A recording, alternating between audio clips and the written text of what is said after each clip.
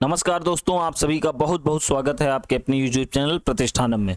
तो दोस्तों आइए तुरंत हम लोग बात करते हैं। हम लोग देखिए, हमने लगभग बात किया था कि रोज़ हम लोग प्रमुख योजनाओं पर बात करेंगे, 2 या 3 प्रमुख योजनाओं को बात करेंगे। और चलिए आज हम लोग योजना वाली स्लाइड में आगे चलते हैं और देखते हैं आज की योजना में क्या खास है। तो देखिए, आज की जो हमारी पहली योजना है ये है समेकित बाल विकास परियोजना। आप इसको प्रॉपर वे में नोट्स बनाइएगा, एक जगह योजनाओं का क्रम से लिखते जाइएगा और उसको याद भी करते चलिएगा ताकि आपके पेपर में ये चीज़ें बहुत आसानी से आपको याद हो जाएं। तो देखिए, हम लोग बात करें समेकित बाल विकास परियोजना की। सबसे पहली बात है कि इसे वर्ष 1975 में प्रारंभ किया गया। मोस्ट इंपॉर्टेंट चीज़ यहाँ आपके लिए ये है, आपको ये चीज़ पता होनी चाहिए कि इसे कब प्रारंभ किया गया। तो हम आंसर क्या हमको पता होगा कि भाई इसको शुरू किया गया वर्ष 1975 में। तो इसे वर्ष 1975 में प्रारंभ किया गया। तो पहला प्रश्न तो यही था कि समेकित बाल विकास परियोजना कब शुरू किया गया। अब इसमें से बहुत सारे लोगों को ये चीज़ पता भी होगी कि ये प्रश्न यूपी पीसीएस में न जाने कितनी बार आया है। जो लोग भी 1-2 बार भी अगर दिए होंगे, 3 बार भी, तो उनको ये चीज़ बहुत आसानी से ये चीज़ पता होगी कि कई बार जैसे यूपी पीसीएस की खासियत है कि 4 योजना इधर दे देगा और इनका 4 वर्ष दे देगा और कहेगा मैच कराइए। तो इन चीज़ों को ध्यान रखेंगे। अब देखिए, समेकित बाल विकास परियोजना के अंतर्गत किसको शामिल किया जाता है। तो इसमें 6 माह से 6 वर्ष तक के बच्चे, 20 वर्ष से 45 वर्ष तक की गर्भवती धात्री महिलाएं और 11 से 18 वर्ष तक की किशोरी बालिकाओं को शामिल किया जाता है। और इसके अंतर्गत आप जानते होंगे जो आंगनबाड़ी जो है, यहाँ देखिए आंगनबाड़ी जानते हैं ना सब लोग, बस उसी की बात यहाँ पर हो रही है। यही है आंगनबाड़ी जो परियोजना है वो समेकित बाल विकास परियोजना का ही हिस्सा है। तो इसके अंतर्गत पोषाहार, जो पंजीरी आप लोग जानते होंगे वही है पोषाहार, टीकाकरण, स्वास्थ्य जांच एवं स्कूल पूर्व शिक्षा आदि का प्रावधान किया गया है। तो ये तीनों चीज आप ध्यान रखेंगे कि इसमें 6 माह से 6 वर्ष तक के बच्चे, 20 से 45 वर्ष तक की महिलाएं और 11 से 18 वर्ष तक की किशोरी बालिकाओं को शामिल किया जाता है और इसे वर्ष 1975 में प्रारंभ किया गया है। ठीक है, स्पष्ट है इतना?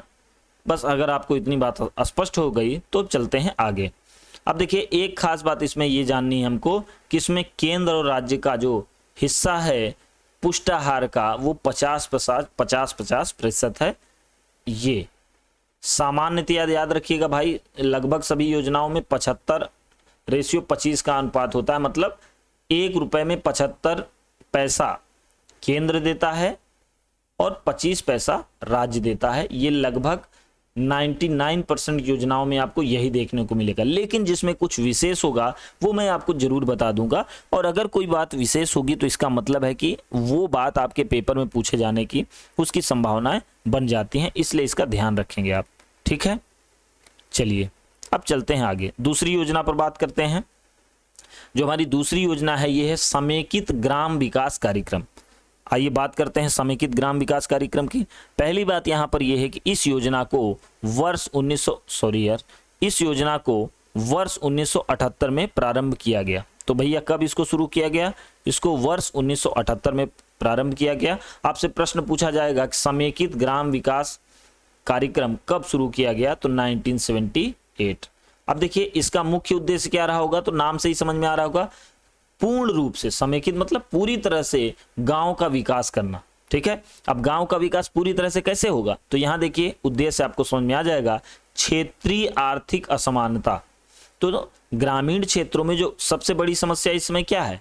आर्थिक असमानता, उसको दूर करना तथा ग्रामीण क्षेत्र की वही गरीबी और भूखमरी को समाप्त करना इसका मुख्य उद्देश्य था। तो नाम से भी वैसे भी आपको अंडरस्टूड होगा कि समेकित ग्राम विकास कार्यक्रम का लक्ष्य क्या होगा। तो क्षेत्रीय आर्थिक असमानता दूर करना, गरीबी और भूखमरी को दूर करना।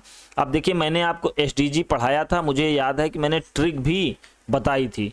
अब आपसे मेरा प्रश्न यही है कि बताइए, यहाँ पर देखिए 2 शब्द आ गए ना, गरीबी और भूखमरी। तो आप कमेंट बॉक्स में कमेंट करेंगे कि गरीबी को खत्म करना ये एसडीजी का कौन सा क्रमांक है, क्या लक्ष्य है एसडीजी का नंबर का, और ये भूखमरी को समाप्त करना ये किस नंबर का एसडीजी है। तो 0 पुअर्टी और जीरो हंगर ये किस नंबर के एसडीजी हैं, आपको कमेंट बॉक्स में बताना है।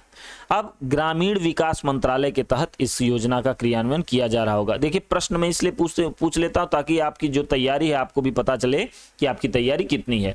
अब देखिए याद करने के लिए एक फैक्ट यहीं पर याद रखिए, ग्रामीण विकास मंत्रालय का गठन कब किया गया था। अब जितनी चीजें हम लोग पढ़ते चलेंगे देखिए वही सब चीजें बार बार हमारे सामने आएंगी। अब हमारे साथ ये होना चाहिए कि जितनी चीजें हम पढ़े हैं उतनी चीजें हमको याद होनी चाहिए, ठीक है, तो ये थोड़ा सा ध्यान रखिएगा। चलिए अब बढ़ते हैं आगे। आज की जो हमारी आखिरी योजना है उसका नाम है जवाहर रोजगार योजना। जवाहर रोजगार योजना काफी महत्वपूर्ण योजना थी।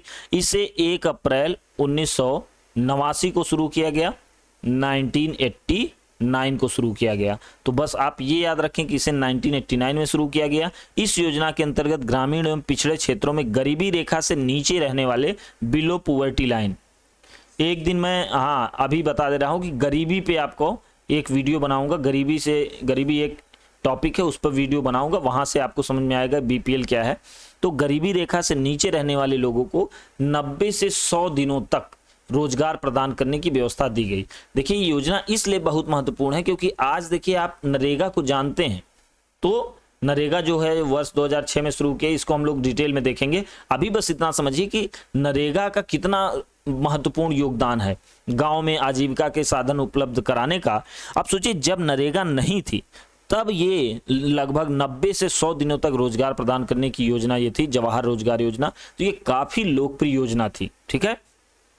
तो इसमें केंद्र और राज्य द्वारा अब 80:20 का योगदान दिया जाता। मतलब देखिए ये भी रेशियो अलग हो गया, इसका मतलब ये भी आपको याद रखना कि इसमें केंद्र का अनुपात क्या है 80 और राज्य का 20। मतलब 1 रुपए में 80 पैसा केंद्र देगा और 20 पैसा राज्य देगा, ठीक है।